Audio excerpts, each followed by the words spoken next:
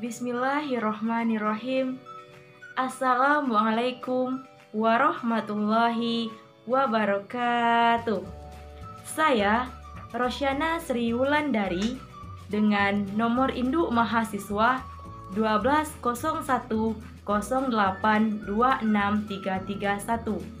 Saya dari kelas PGMI 2A, Program Studi Pendidikan Guru Madrasah Ibtidaiyah, Fakultas Tarbiyah dan Keguruan, Universitas Islam Negeri Sultan Syarif Kasim Riau. Sebelumnya, saya mengucapkan terima kasih kepada Bapak Nuardi MED selaku dosen pengampu mata kuliah Pendidikan Kewarganegaraan. Sebelum kita masuk ke pembahasannya, saya mau bertanya kepada teman-teman semua. Sudah pernahkah teman-teman semua belajar pendidikan kewarganegaraan? Jawabannya tentu sudah pernah. Baiklah, selanjutnya kita akan masuk ke pembahasan materi, yaitu tentang membangun masyarakat madani.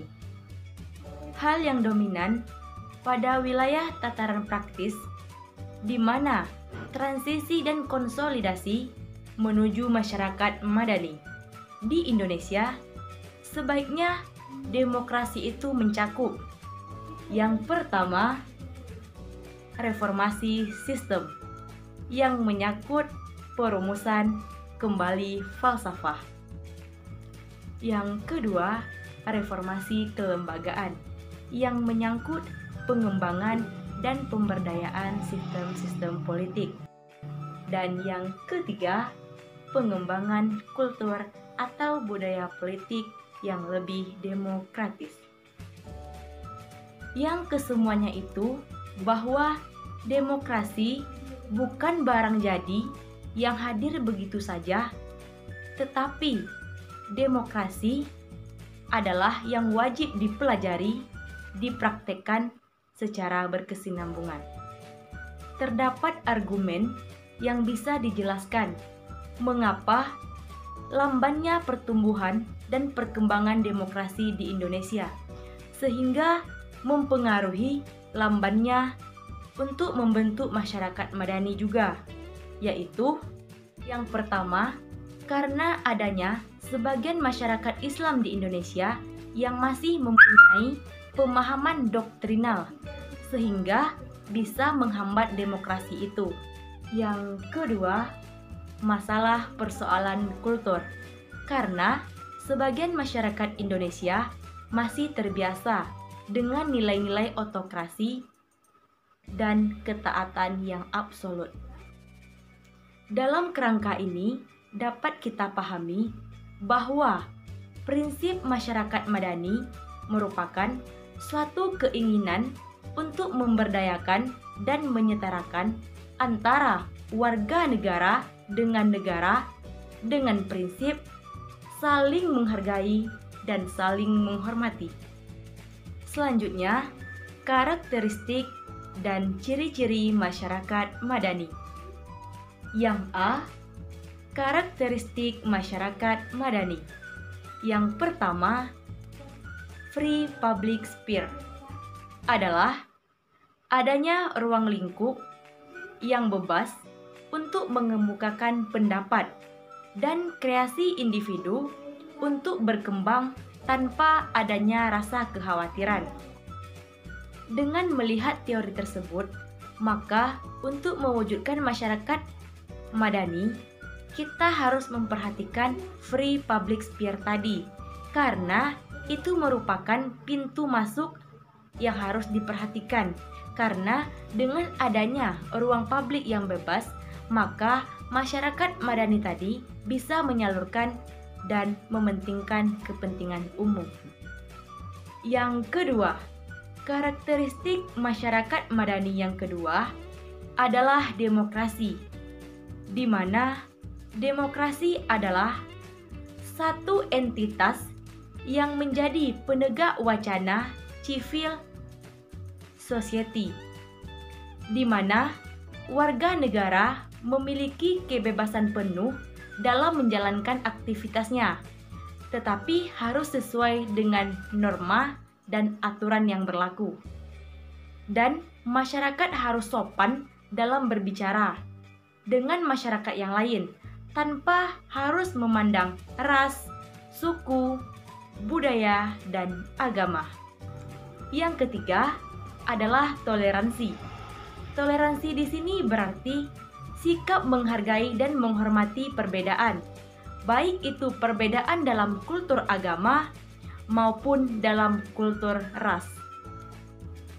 Multikulturalisme akan lebih bermakna apabila yang pertama, kaum multikulturalis itu sangat yakin bahwa individu atau kelompok itu sangat ditentukan oleh informasi dan pengetahuan.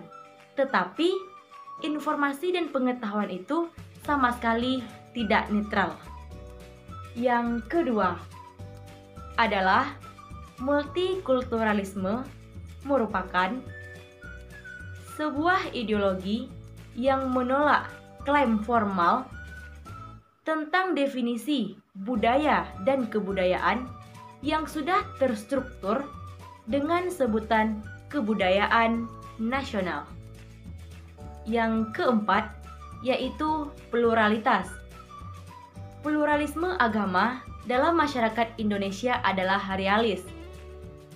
Pluralisme itu tidak bisa dipahami hanya dengan mengetahui dan menerima masyarakat majemuk, tetapi harus adanya sikap yang tulus untuk memahami bahwa pluralisme itu adalah nilai-nilai yang positif. Jadi, pluralisme itu merupakan prasyarat bagi tegaknya masyarakat madani, karena pluralisme itu memiliki pertalian sejati kebinekaan dalam nilai-nilai keadaban. Yang kelima yaitu keadilan sosial. Keadilan sosial adalah salah satu ciri dari masyarakat madani. Yang dimaksud keadilan sosial di sini yaitu adanya keseimbangan dan pembagian yang proporsional antara hak dan kewajiban setiap warga negara yang mencakup seluruh aspek kehidupan berbangsa dan bernegara. Ada beberapa hal yang harus diperhatikan untuk mewujudkan suatu keadilan. Yang pertama, mengembangkan sikap adil terhadap sesama. Yang kedua, menjaga keseimbangan antara hak dan kewajiban. Yang ketiga, menghormati hak orang lain. Yang keempat, suka memberi pertolongan kepada orang lain agar dapat berdiri sendiri. Dan yang terakhir, yaitu suka bekerja keras.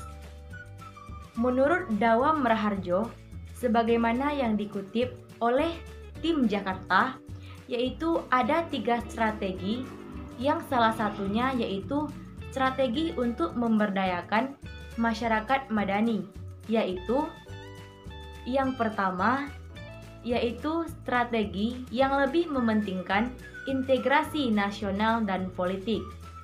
Strategi ini berpandangan bahwa demokrasi itu tidak akan berlangsung dengan masyarakat yang tidak memiliki bangsa dan negara yang kuat. Yang kedua, yaitu strategi yang lebih mengutamakan reformasi sistem politik demokrasi. Strategi ini berpandangan bahwa untuk membangun demokrasi itu tidak perlu menunggu selesainya pembangunan ekonomi. Yang ketiga, yaitu strategi yang lebih memilih membangun masyarakat madani sebagai basis yang kuat ke arah terdemokrasi. Strategi ini lebih mengutamakan pendidikan dan politik. Selanjutnya, yaitu pilar-pilar penegak masyarakat madani. Yang dimaksud pilar-pilar penegak masyarakat madani di sini adalah adanya gerakan sosial yang sudah terbungkus dalam institusi sebagai social control. Keberadaan masyarakat madani tidak akan terlepas dari peran gerakan sosial. Gerakan sosial memiliki 3 ranah. Yang pertama yaitu negara, yang kedua perusahaan atau pasar, dan yang ketiga masyarakat sipil. Dalam menegakkan masyarakat madani di Indonesia, pilar-pilar ini tampaknya menjadi prasyarat terbentuknya masyarakat madani. Maka pilar-pilar itu antara lain. Yang pertama yaitu organisasi non-pemerintah atau NGO. Istilah ini diidentik dengan lembaga swadaya masyarakat atau LSM.